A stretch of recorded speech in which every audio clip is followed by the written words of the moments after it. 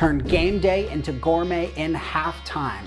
You've got to get a lot of food done in a little bit of time so you can get back to the big game and crush some more beers. So let's make some piggies in a bacon blanket and some buff chicken dip pockets.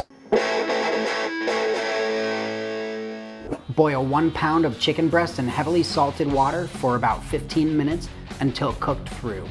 Boiling time varies based on chicken thickness. While the chicken cools, unless you want to burn yourself, mix 4 ounces, half a block of softened cream cheese, half a cup sour cream, a 1/4 cup hot sauce, and optional crushed red pepper. Shred the chicken with 2 forks, breaking apart with the fibers. Just look at it. Add to the buffalo mixture and stir well. Cut pie dough or crescent dough into 2-inch squares and scoop the chicken mixture onto the squares. Add your favorite cheese if you wish. Cheddar is better.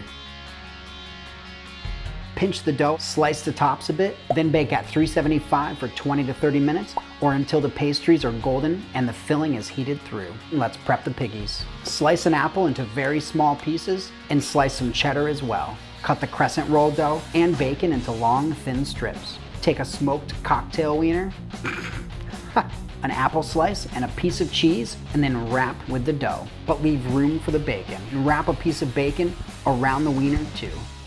Pinch the dough at each end to keep it together. Keep it together just a little bit longer. We'll be eating soon. Bake at 375 for about 15 minutes until the pastry is done and the cheese melts. If you'd like, mix a little mustard with some sour cream for a tasty dipping sauce. Feel free to make some with and without the apples, the bacon, and the cheese. Mix and match. These are some excellent treats for the big game. Thank you for joining me.